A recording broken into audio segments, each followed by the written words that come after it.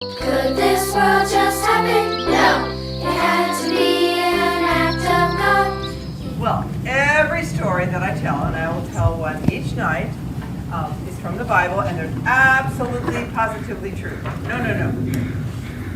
Absolutely, positively true. Yep, that's how it is. Absolutely, positively true. That's my favorite way to say it. That's the way I'm going to say it, and I'm sticking to it. Absolutely, positively true. It's how my dad taught me to say it. I'm not kidding. That's absolutely, positively true. So, today's story comes from the Old Testament, from back in the days of King Saul, one of the early kings, the earliest king of the Israelites. Now, the Israelites were God's people, and God had given them the promised land, but they had enemies, and one of their biggest enemies were let me say that one's true, the Philistines, and they had to battle them. So the Philistines had come to their country, and their whole army had showed up, and they were up on a hill, and across the valley, on the other hill, were the Israelites' army. And down in between was the valley where they came together to fight. And when they came there, they had a different battle plan. The Philistines thought, we have a better battle plan. I know what we'll do. They'll send down their biggest guy that they have, and he's going to fight the best one that you can send. So out of their army came Goliath. He was Goliath of Gath. I like it because they both start with G. Goliath of Gath. I can remember that. Can you say Goliath of Gath? Goliath of Gath. You probably only think of him as Goliath. Now you can think of him as Goliath of Gath. So he came. He was so big. This is life size. He is 9 feet 9 inches tall. And he had armor that weighed 125 pounds. It's called mail. Not like the mail you get in your mailbox, but that's the armor he had on. And he had brass on his legs. And he had a spear that weighed so much. The shaft of the spear weighed like 2 gallons of milk. And then another 2 gallons of milk was just the spearhead. That's like a huge bucket of water. I mean, if you try to lift that and throw it. Okay, so that's what he had. Then in front of him, now mine here has him with a shield, but he had a shield bearer that stood in front of him. The shield was so big it covered him, and it sat on the ground. Now, who's going to want to fight him? It would be pretty scary, and he looked really scary too. So the Philistines sent him down. He comes down and he says, "All right, you send down someone to fight me, and whoever wins, well, if I win, you all will be our servants, and if you win, we'll be your servants." I think he thought he was going to win. Yes. So over here, the Israelite army is just quivering. Nobody wants to fight him. And every day, the morning the sun would come up, the two armies would come down to fight, and they'd send out Goliath in the front, and he'd taunt them, and all right, send out, neener, come on. No, he didn't really say that, but it's of the day. He was like taunting them and teasing them, like, come on, send somebody out. Do you have anybody who can fight me? Come on, fight me. And nobody would come forward. They were just so afraid. This went on for 40 days, and they weren't getting anywhere. This happened over and over again. Well, meanwhile, back at the ranch, actually back at the sheep farm, was David. Now, David had 3 older brothers.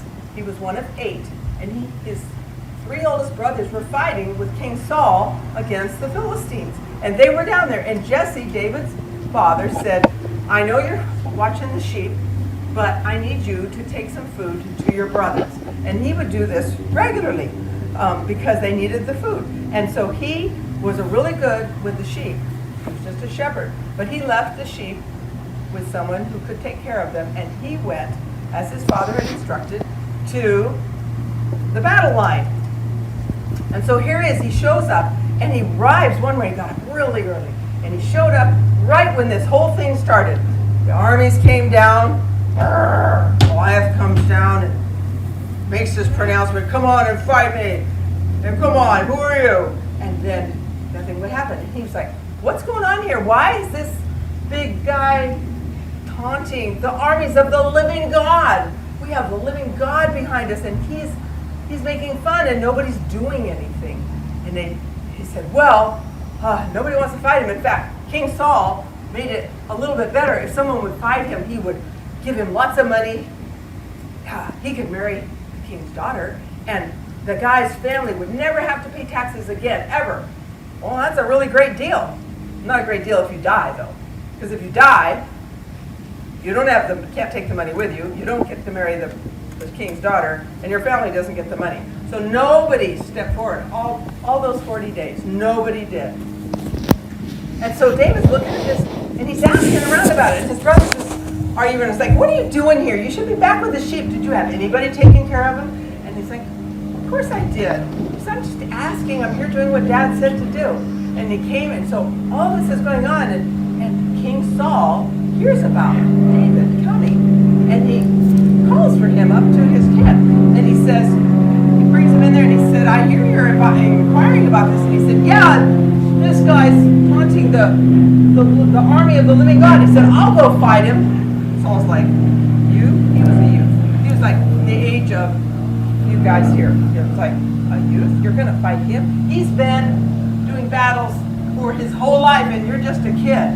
And he says, look, when I have to fight the lion and the bear, when I'm taking care of the sheep, the lion comes or the bear comes and snatches one of the lambs. I run out there and I hurl my sling at him and I knock him down and I kind of kill it.